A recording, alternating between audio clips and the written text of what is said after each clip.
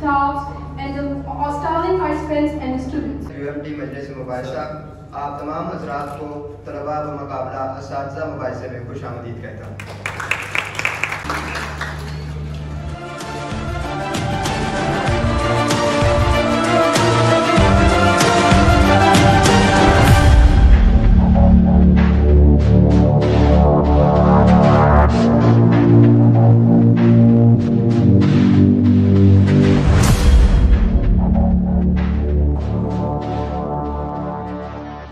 ऐवान में जो मौजूद ज़िरे बहस है वो है ये ऐवान में मैंडेटरी अटेंडेंस जो है जो हमारी यूनिवर्सिटीज़ में इम्पॉर्टेंट होती है उसकी पॉलिसी ख़त्म कर दी जाए।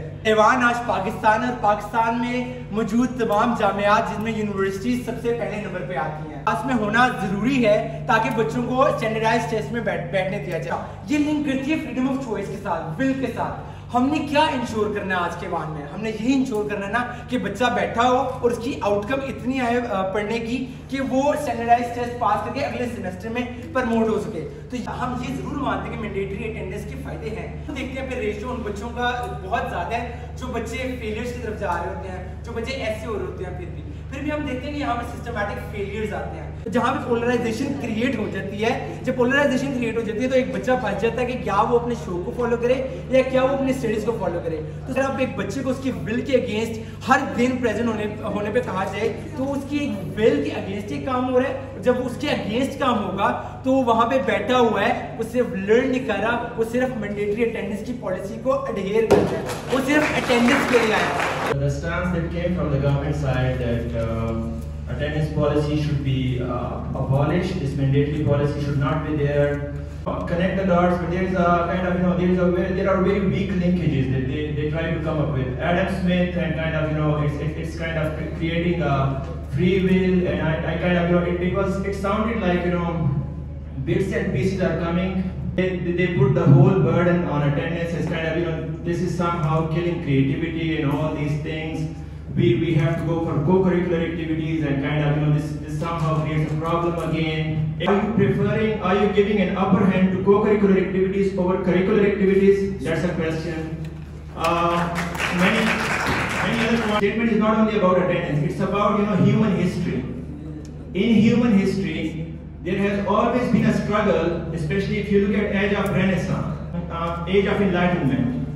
There was this struggle going on between, in this domain, whether individuals should be given liberty, or individuals should be under the check of the systems. So this is again a reflection of that debate, right? And I totally agree. Like whole world has been struggling with this thing. Whether individuals should be given liberty, or individuals should be under the check. I completely stand with you that individual liberty should be there, but question is, whenever you have given unchecked liberty to individual, they have created mess on this earth. I'll give you an example of, for example, you see the current world around you, right? States. We talk about, let's put it in a realist perspective. You cannot allow states, to be at their own will. You have to keep a check over them. The world is giving a very anarchic outlook. We have seen examples from history. Hitler, Mussolini, all those people. These are clear examples, right? They are, when you give individuals this unchecked liberty, they're going to create a mess. Let's treat students like adults. They know what is good and bad for them. We have some clear-cut examples here, in front of, in this local campus. You give them a little bit space, and how this thing is being manipulated and all these things, only God knows. पहला काम तो ये है कि मैं जो opposition की तरफ से आइडियाज या आर्गुमेंट्स रेज किए गए हैं उनको रिफ्यूट करूंगी, उनकी जवाब दूंगी और फिर हम चलेंगे अपने पॉजिटिव केस की तरफ। ठीक है, अब मैं आपको बताती हूँ कि अटेंडेंस पॉलिसी को मैंडेटरी करने की जरूरत पड़ी क्यों है। अगर मैं एक डिग्री के लिए 10 से 15 लाख दे रही हूँ और उसके बावजूद भी इस यूनिवर्सिटी को मुझे अटेंडेंस पॉलिसी मैंडेटरी करके क्लास में बिठाना पड़े, तो मुझे लगता है कि एजुकेशनल इंस्टीट्यूट का फेलियर है। यहाँ पे फ्लॉज क्या है, मेरी टीचर आती है स्लाइड शेयर से पूरा लेक्चर उठाती है और उसको एज इट इज रीड करके चली जाती है। इसके ऊपर भी टीचर्स को ये मसला होता है कि बेटा आप हमारी क्लास में बैठ के अटेंटिवली सुनते ही नहीं है, तो हम आपकी प्रेजेंट लगवाएं क्यों। मैं शॉर्ट अटेंडेंस हुई हूँ क्योंकि टीचर को लगता है कि प्रेजेंट लगवाने के लिए आके बैठी हूँ। हाँ जी, मैं प्रेजेंट लगवाने के लिए आके बैठी हूँ क्योंकि मुझे नहीं लगता कि आप इतना अच्छा लेक्चर दे रही है, मुझे आपको सुनना चाहिए।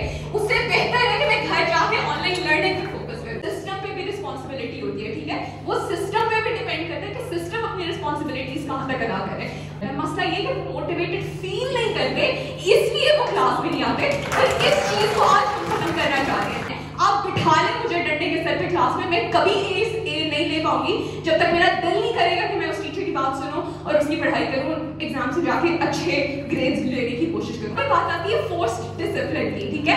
जब आप फोर्स्ड डिसिप्लिन करते हैं ना, तो कभी भी कामयाब नहीं हो पाता, क्योंकि ये एडल्ट्स की हम बात कर रहे हैं। मैंने आपको ये बताया कि मोटिवेशन एग्जिस्ट नहीं करती, इस वजह से बच्चे क्लास में आके बैठते रहते हैं, ठीक है? ये मोटिवेशन को इंश्योर करने के लिए जरूरत है कि हम सिस्टम के अंदर इंप्रूवमेंट लाने की कोशिश करें, ना कि अटेंडेंस पॉलिसी को एज अ स्केपगोट यूज करें कि जी अटेंडेंस नहीं है बच्चों की, इसलिए उनके तो ग्रेड्स अच्छे आने नहीं है। भाई आप पहले देख तो लें कि आप उनको सिखा किस तरह रहे हैं। और प्रोपोजिशन एक ऐसी स्टेट में है, एक ऐसी कंफ्यूज स्टेट ऑफ माइंड के साथ चल रही है, और उसी कंफ्यूज स्टेट ऑफ माइंड के साथ आप लोगों को भी कंफ्यूज कर दिया। मोटिवेशन नहीं है, इसीलिए हम क्लास में आते नहीं हैं। अच्छा, मोटिवेशन फील करवाने के लिए ही आपके ऊपर थोड़ी सी ज़बरदस्ती की जाती है कि हो सकता है कि कोई अच्छा लेक्चरर आपके सामने खड़ा हो गया है और वो आपको एक बहुत ही अपनी मोटिवेशन के साथ आपके इंटरेस्ट को डेवलप करने के लिए मेहनत के साथ आपको पढ़ा रहा है, तो आपसे कहीं वो एक चंक मिस ना हो जाए, उसी मोटिवेशन को फील करवाने के लिए हम कह रहे हैं कि आप क्लास में अपनी क्लास में आपकी जो वैलिडिटी है वो हमारे आपके लिए ज़रूरी है। हम तो एडल्ट्स हैं, और एडल्ट्स को आप लोग इस तरह से नहीं लेके चल सकते कि बड़े कोई फोर्स डिसिप्लिन हो, आपने बड़ी रूल्स और रेगुलेशंस हो। क्यों? क्योंकि एडल्ट्स के पास तो फ्रीडम होना चाहिए, उनके पास तो अपनी विल पावर होनी चाहिए। हम किसी कैफ़े में या किसी शॉप में दुकान के लिए भी खड़े होते हैं तो फिर भी हम क्यों को फॉलो करते हैं? क्यों? क्योंकि हमारे सामने एक रूल रखा गया है टू क्रिएट और टू हैव लेस मेस। ये कहते हैं जी हमारा जो असूल है ना वो ये है कि जी स्टूडेंट्स की बेहतरी और प्रोफेशनल्स की बेहतरी। पहले तो हमें आगे ये बताएं कि इसमें प्रोफेशनल्स की कौन सी बेहतरी है इस सब में। यानी कि आपने एक फी को स्ट्रक्चर को फॉलो किया और फिर भी आपने उसमें अपनी मर्जियां चलवानी है, तो फिर तो सवाल ये पैदा होता है कि फिर आपने यूनिवर्सिटी में इनरोल क्यों होना था? ठीक है, जब आपने उसको भी मिस कर मोनेटाइजेशन नीड है आपके सिस्टम को चेक करने के लिए। ठीक वैसे ही जैसे आपका स्टाफ आपके प्रोफेशनल्स के ऊपर चेक एंड बैलेंस रखा जाता है, उसी तरह से आपके स्टूडेंट्स के ऊपर भी चेक एंड बैलेंस रखना चाहिए। अब ये कि अगर अटेंडेंस को बिल्कुल ही हटा दिया गया, तो जिस कोलैबोरेटिव अप्रोच की हम बात करना चाह रहे हैं, एक टीचर को किसने बताना है कि आपके टीचिंग मेथोडोलॉजीज में इश्यूज हैं? अगर उसने आना ही छोड़ दिया क्लास में, तो उस टीचर को कैसे पता लगेगा कि उसकी टीचिंग मेथोडोलॉजी में प्रॉब्लम है? जो हम पे बर्डन आ रहा था, बर्डन के जवाब देते हैं। पहला जी, टीचर को कैसे पता चलेगा कि जो टीचर है उसका टीचिंग स्टाइल अच्छा नहीं है? मेरे ख्याल से बच्चे क्लास में नहीं आएंगे तो ऑटोमेटिकली टीचर को पता लग जाएगा कि मेरे मसला है। जब आप एक बच्चे को फोर्स्ड डिसिप्लिन के जरिए से क्लास में लेकर आते हैं, तो बच्चे वहां पर फिजिकली तो प्रेजेंट होते हैं, मेंटली प्रेजेंट नहीं होते क्लास के अंदर। और मैंने पूछी थी कि हम आज एंड गोल क्या अचीव करना चाह रहे हैं, और इंडिविजुअल लिबर्टी की बातें हो रही थी, अटेंडेंस की बात हो रही थी। सर ने तो बच्चों को हिटलर बना दिया, मैसोलिनी बना दिया। सर अटेंडेंस छोड़ने से मैं नहीं हिटलर बनूंगा, मैं नहीं मैसोलिनी बनूंगा, आप इस चीज की फिक्र नहीं कीजिए। जो कि है theory of force discipline versus theory of self discipline. हम समझते हैं कि जब आप लोगों को इस चीज के लिए मोटिवेट करने के बजाय बच्चों के ऊपर कदगन लगाते हैं कि आपने क्लास के अंदर प्रेजेंट होना ही होना है, वरना आपको एग्जाम में नहीं बैठने दिया जाएगा, तो हम समझते हैं कि आप बच्चों की इंटेलेक्चुअल क्यूरियोसिटी को मार देते हैं।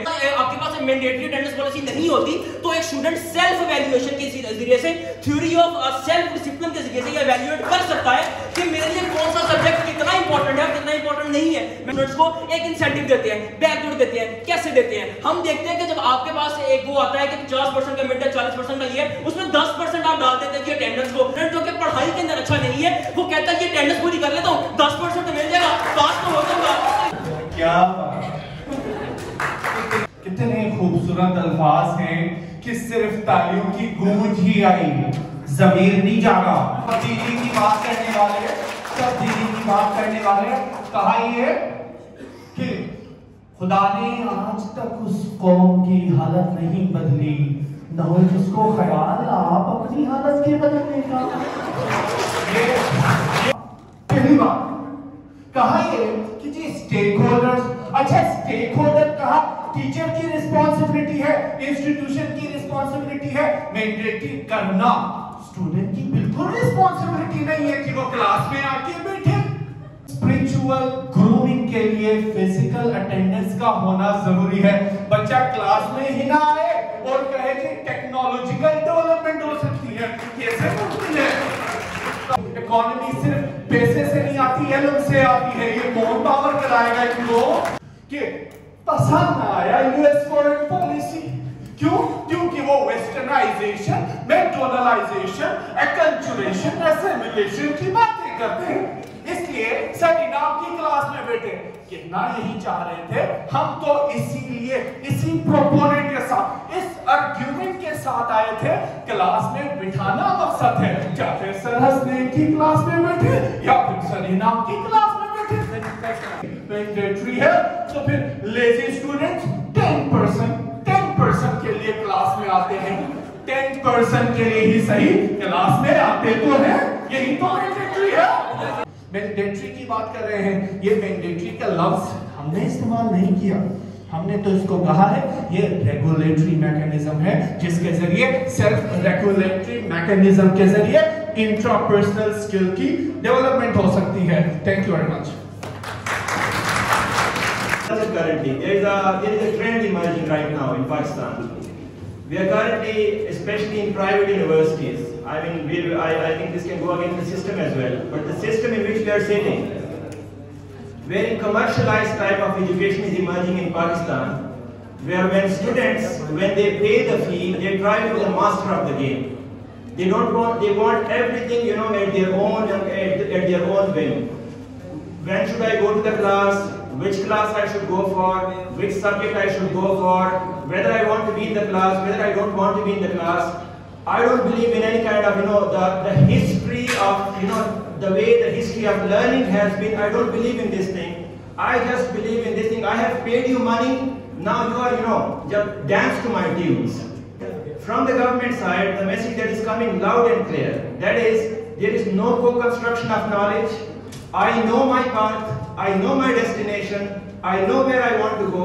I don't need this infrastructure, I don't need this classroom, I don't need anything. Mandatory nature of attendance policy, this is not only about attendance. Please don't take it on your egos. There is life in it. It's gonna make you disciplined, right? Which is a very core value of life.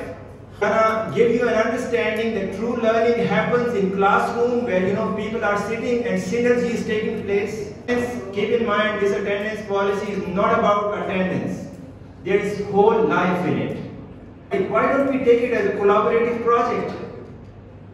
Why you are taking this thing in this way, that, you know, teacher should come and he should give you a lollipop and, you know, you will take it and, you know, all of a sudden you will start talking like Socrates. It's not like this.